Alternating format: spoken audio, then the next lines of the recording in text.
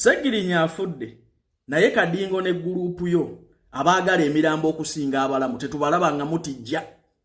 Gwe mwennyini wavaayo n'okola press conference ng'omusajja alaja n'ayagala buyambi n'ogamba ali mu katemba. Kiri kibinnyo byambwa kiwayisa mufumbira ne kitugamba teriyo agenda ku bigere ng'agenda yeetambuza mu ddwaliro era ne mugamba nti ali mu bukodyo bwe. Segirinya yabaalika lwatu nga mulamu nti temulinnya ku mulambo gwe.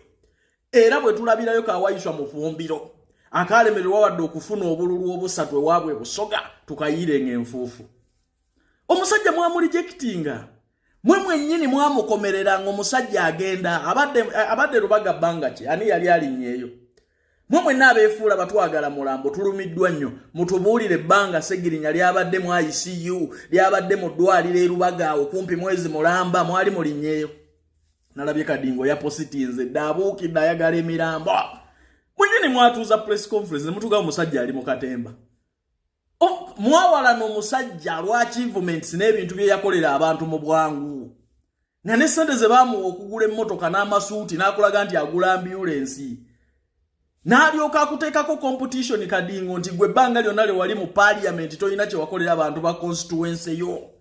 Ogunugu ne gukuluma. Segirinya yagendanga ebweru ng'alobingira abantu b'ekawempe ambulance ebyuma ebirima nayikonto n'aleeta ebyuma by'omalwalire ebikuule amannyo ebikola ki ng'alobingira abantu okuva ebweru. Kadingo nga bw'ogendayo sente ze bakuwa zonna ozirya na famire yo muzimbagazimbe ebyo tobyagala abikola.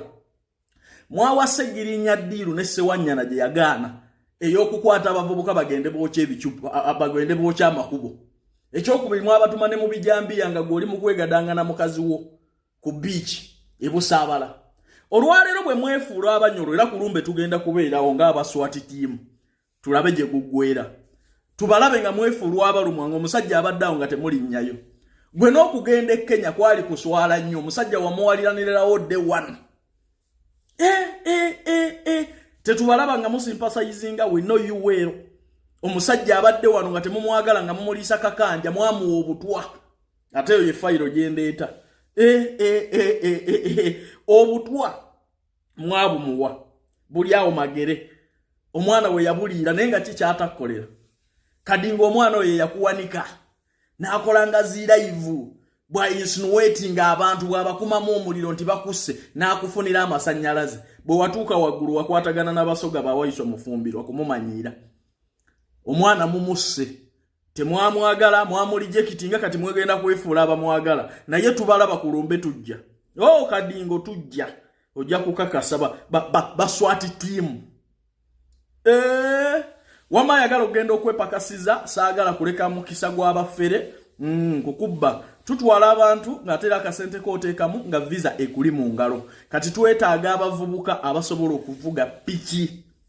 Boda bw'oba omanyi piki oba togimanyi naye ng'olina passport oba toyina jangu ogende kata mugenda kuba mukola deliveries salale milioni 3 tunoonyeeko ku noti 7 6 17 45 oba noti 7 nya noti 6 7 namwe abawala ng'osobola okukola obwa kiriina ku bisaawe by'e Dubai salala ali milioni 1.65 bannange mwanguweeko kuva ku myaka 21 paka emyaka 38 bakusuza bakuliisa bakujjanjaba ate nga bakuwaayo ne ka vacation buli mwaka kutwabakalobingira. Bannange mutunoonyeeko interviews zigenda mu maaso ebya input tujja kuteesa ate nga akasente kooteekamu nga visa ekuli mu ngalo. Naye nga Mr. Update rest in peace olutalo tugenda kululwana nga bwe watusaba.